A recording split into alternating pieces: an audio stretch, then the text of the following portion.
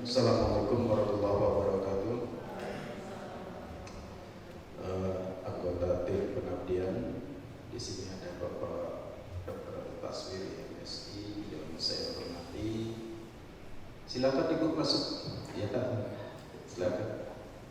Kemudian ada Pak Andrian Saputra, SPD MSI, ada Pak Galuh, SSI FPD, ada Bu Anissa Feristin, SSI MPD, dan Bapak Bayu Saputra, SPD MPD yang saya hormati, serta teman-teman dari MGMP di Kabupaten Lampung Selatan, MGMP SMK maupun MGMP SMA yang saya banggakan. Pertama-tama marilah kita panjatkan puji syukur kepada Allah Subhanahu wa taala, di mana pada pagi hari ini kita bisa bertemu di sini dalam rangka pengabdian yang kami lakukan. Ini memang merupakan tugas kita selaku dosen memiliki tugas tridharma, yaitu pendidikan, penelitian, dan pengabdian. Mudah-mudahan ini bisa bermanfaat untuk kita semua, untuk kita saling berbagi untuk memajukan terutama di dalam pembelajaran kimia di sekolah. Insyaallah. Tak lupa salawat semoga selalu kita limpahkan pada junjungan Nabi kita Muhammad sallallahu alaihi wasallam selaku umatnya, mudah-mudahan mendapatkan syafaat yaumil qiyamah. Bapak Ibu sekalian, teman-teman yang saya hormati, bahwa ini memang sudah direncanakan lama. Kita akan melaksanakan kegiatan ini yang seharusnya waktu itu tanggal 15 Agustus, tapi kemudian ada kesibukan yang luar biasa. Ini pun juga tadinya juga pas lagi ini pandemi COVID-19 ini bukannya makin kita semakin enjoy di rumah santai berleha-leha gitu ya, karena semuanya dari ternyata malah kegiatan jauh lebih padat ya. Sehari kadang rapat sampai 5 kali. Jadi nanti saya ada pertemuan dengan Jakarta, nanti mungkin salah satunya saya mungkin dengan virtual gitu ya, penting hadir dulu, nanti dikasih foto kan gitu sudah. Itu jadi ada pertemuan juga, nanti ada gimana di garuk-garuk kepala ya. Jika ini satu hal, tapi kita dibuat ini adalah pembelajaran yang sangat baik untuk kita syukuri gitu ya. Di satu sisi ada pandemi COVID-19 yang banyak menimbulkan kekhawatiran bagi kita, tetapi di sisi lain kita mesti belajar dari COVID-19, belajar dari hikmah di dalamnya, yaitu kita harus sabar menghadapi tantangan yang luar biasa, karena ini makhluk kecil yang nggak kelihatan, tetapi Amerika yang punya tank baja luar biasa aja ketakutannya luar biasa ya. Kemudian yang kedua, kita belajar membagi waktu. Kita belajar membagi waktu, kita belajar memanage waktu. Kenapa? Karena memang adanya COVID-19, kita harus kemarin ini mengajar harus dengan online. Sementara kalau kita di rumah diganggu anak, gitu kan, diganggu yang lain-lain, ada tamu, tapi kita juga harus ngajar secara online. Sehingga kita bisa membagi waktu, memanage waktu. Itulah pelajaran hikmah yang bisa kita ambil. Ditambah lagi dengan adanya COVID ini, suka tidak suka, mau tidak mau, suka tidak suka, kita harus berpikir keras. Karena kita tidak ingin bangsa ini tidak belajar. Kita tidak ingin bangsa Indonesia di kemudian hari hancur, tercerai-berai. Karena generasi yang sekarang kita didik itu yang akan meneruskan kehidupan berbangsa dan bernegara, yang akan menentukan bangsa Indonesia ini apakah akan hancur, tercerai-berai, atau justru akan menjadi negara yang kuat. Maka itu kita harus berpikir keras bagaimana cara kita mengajarkan dengan baik. Karena di dalam pandemi COVID-19 ini menurut Mas Menteri hanya ada dua pilihan. Tidak belajar sama sekali, atau kita mencari cara-cara baru. Maka kita tidak boleh mengeluh. Yang harus kita lakukan adalah berpikir keras bagaimana caranya kita membelajarkan materi kepada siswa. Siswa tetap belajar, tetap mendapatkan ilmu pengetahuan. Memang tidak bisa maksimal seperti ketika tatap muka. Karena itu di dalam masa pandemi COVID-19 sejak Maret kemarin sampai hari ini, menurut penelitian itu terjadi bukan hanya defisit ekonomi, tetapi juga defisit kompetensi. Terjadi defisit kompetensi. Jadi kompetensi menurun. Karena siapa yang nyangka semua tidak siap menghadapi COVID-19, menghadapi pembelajaran daring, tidak ada yang siap. Mulai dari guru TK sampai perguruan tinggi sampai S2, S3 tidak ada yang siap. Tidak ada yang siap. Tetapi dengan perjalanan waktu, jika kita sabar dan kita mau belajar, kita mau berpikir, insya Allah ini akan terus bisa berlanjut dan kita pasti akan menemukan sesuatu. Ya, siapa yang mau menghadapi ini? Karena ini sesuatu yang terjadi, ya kita harus belajar. Inilah hikmah yang harus kita ambil, bahwa dengan adanya pandemi kita diminta untuk berpikir keras semaksimal mungkin, berpikir tanpa mengeluh dan tanpa menyalahkan pihak-pihak lain. Kita sendiri. Karena apa yang ada di hadapan kita yang bisa menyelesaikan adalah kita sendiri.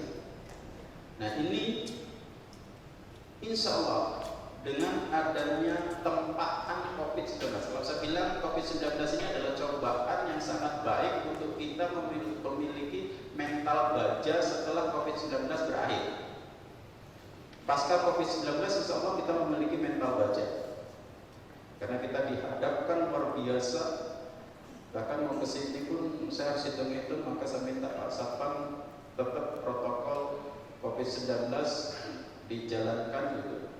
Kalau nanti ada peserta yang suhunya di atas 37,5, lebih baik diminta untuk kembali. Karena ini kan kebiasaan, ya, satu kebiasaan yang sangat luar biasa. Yang tadinya kita jarang cuci tangan, sekarang kita keluar dari mana-mana segera cuci tangan. Ini nanti habis begini-begini kita cuci tangan. Biasanya kita ada makanan pun langsung makan. Kalau nggak ada cuci tangan, biasanya kita hand sanitizer, kita selalu siap. Nah ini adalah kebiasaan yang sangat baik dan mudah-mudahan nanti juga akan diikuti setelah pasca pandemi. Nah Bapak Ibu sekalian yang saya hormati, teman-teman dosen, bahwa kegiatan pelatihan ini memang kita sengaja bagaimana sosioscientific ini bisa diterapkan kepada Bapak Ibu guru. Apa sih sosioscientific? Inti gampangnya adalah dari kata sosial dan scientific. Nah, jadi mau nggak mau kita itu berada dalam kehidupan bermasyarakat.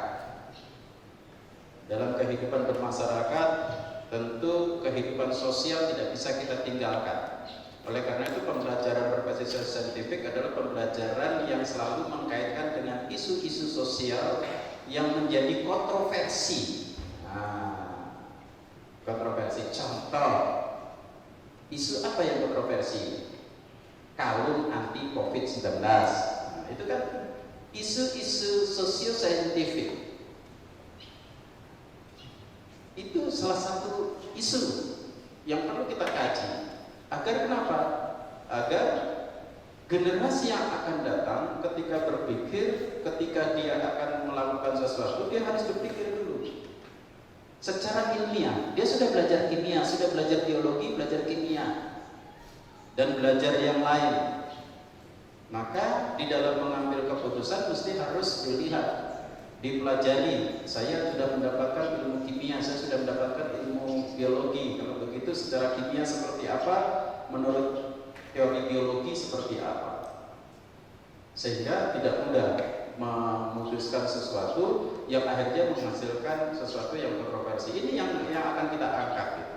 Yang akan kita. Nah, kita mulai dari sesuatu yang berada di sekitar kita. Kita mulai dari sesuatu yang berada di sekitar kita. Contoh, Bapak Ibu. Bapak Ibu kan ada ekspor pisang atau pisang dari Lampung dibawa ke Jakarta dan menarik sampai 2-3 hari. Itu kan akan cepat matang, apalagi ditutup dalam kondisi panas. Umumnya pisang itu diberi apa? Dan bagi pengusaha-pengusaha besar biasanya dia ditambahi dengan disiram dengan KMN4 dan H2SO4. Itu fungsinya untuk menunda kematangan, bukan mempercepat kematangan. Kalau karbit mempercepat, menunda kematangan. Nah, seperti apa reaksinya? Karena di dalam pisang kalau dia matang, dia lama akan terfermentasi menghasilkan alkohol, ada kandungan alkoholnya. Nah, makanya nanti akan kita coba, kalau ada KMN4, ada H2SO4, ada alkohol, apa yang terjadi? Itu kan isu yang berkembang dalam kehidupan sehari-hari kita, yang mestinya kita ajarkan kepada siswa kita. Jika Anda akan jualan pisang ke Jakarta, maka kematangannya perlu ditunda. Jika sekian gram ini supaya kematangannya tertunda sekian hari, gitu, maka membutuhkan KMN4 sekian.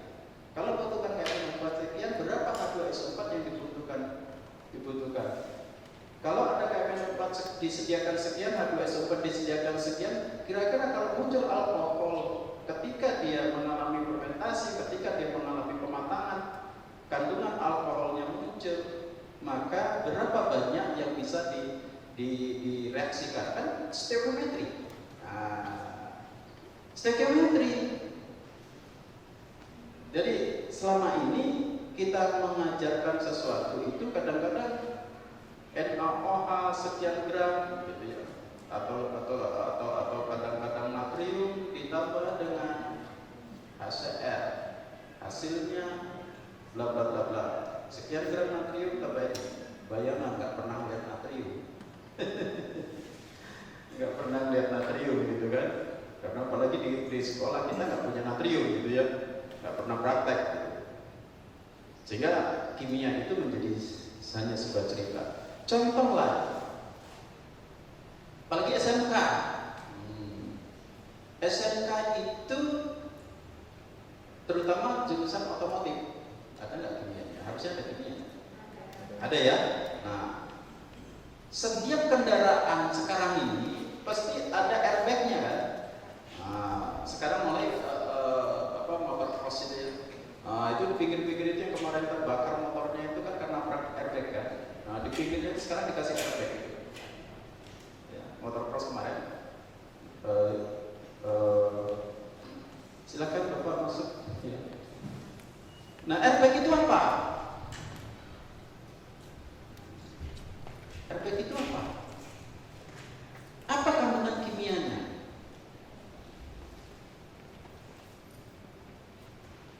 Kan itu natrium nitrida, NaN2N3 ya, NaN3. Lalu kalau dia menggunakan, orang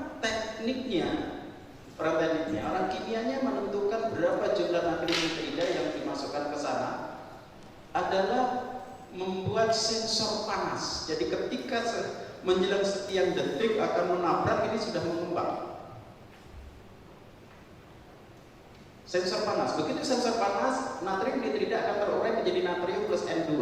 Jadi yang mengembang itu adalah gas natrium.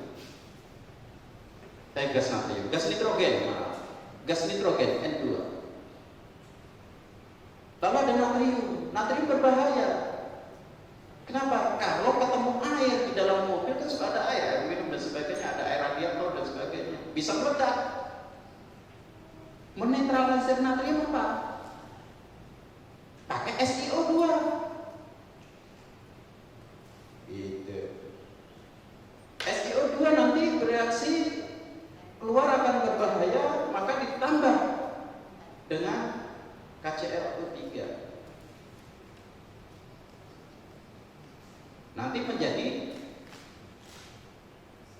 natrium silikat. Kemudian bagian bereaksi dengan KCl menjadi KCl dengan kalium dan seterusnya. Nanti ada reaksinya. Dan kalau sudah menjadi natrium silikat dan kalium silikat, itu kan pasir hitamnya silikat. Pasir, jadi terbuang ke lingkungan aman, gitu loh. Jadi airbag itu ada natrium hidrida di dalamnya, ada silikat, gitu ya. Ada KCl di dalamnya. Nah, berapa gram silikat, berapa gram KCl itu orang kimia, stoikiometri. Kenapa mengajarkan stoikiometri tidak dari situ kalau SMK? Salah satu contohnya. Kalau SMK banyak hal yang bisa kita lakukan. Nah, itulah kita coba hari ini. Kita nanti beberapa percobaan ini juga diuji coba di rumah oleh nyonya saya, mantan pacar saya, ya. Nanti mungkin akan membantu saya. Nanti di dalam praktikum saya minta juga Bapak Ibu mewakili, karena ini COVID-19 jadi social distancing, nggak bisa semuanya ke depan. Jadi nanti 1 atau 2 orang saja demonstrasi, yang lain nanti bisa melihat, gitu ya, untuk mencobakan. Nanti bisa bergantian, nanti dipandu oleh teman-teman tim, kemudian oleh Bu Rini, gitu ya, sehingga nanti bisa optimal. Nah, sebelum itu nanti ada pengantar dari Pak Andrian, dan nanti siang saya juga akan berikan materi. Dan yang paling penting adalah mengajarkannya adalah Bapak Ibu, bukan hanya ini terjadi perubahan kimia, tapi perubahan kimia itu reaksinya seperti apa. Mungkin kalau terlalu berat reaksinya, nanti reaksinya terlalu berat kalau diajarkan pada anak SMA nggak mudeng, gitu ya. Tapi nggak apa-apa, ini untuk pengetahuan guru. Nah, guru harus tahu jika ada murid yang tanya reaksi kimianya seperti apa, baru diberikan. Ya, tapi kalau belum diberikan dalam ketika reaksi redoks, nanti ada beberapa reaksi redoks. Berikan itu reaksi redoks akan lebih bagus kalau diberikan juga reaksi redoksnya. Kan reaksi redoks ada di SMK kan. Nah, prakteknya ini kemudian nanti reaksinya seperti apa. Nah, itu juga perlu diberikan kepada siswa. Saya kira itu mudah-mudahan dalam praktek hari ini bisa bermanfaat untuk kita semua, dan ini bisa menjadikan bahwa kimia itu tidak hanya sekedar dongeng, tetapi kita juga bisa melakukan apa yang namanya percobaan, meskipun itu sederhana. Memang tidak semua materi kimia yang ada dipraktekkan dengan bahan-bahan kimia atau alat-alat yang sederhana. Ada beberapa yang bisa kita lakukan, yang sampai dari kelas 1 sampai kelas 3, tetapi tidak pernah melakukan praktik. Saya kira itu.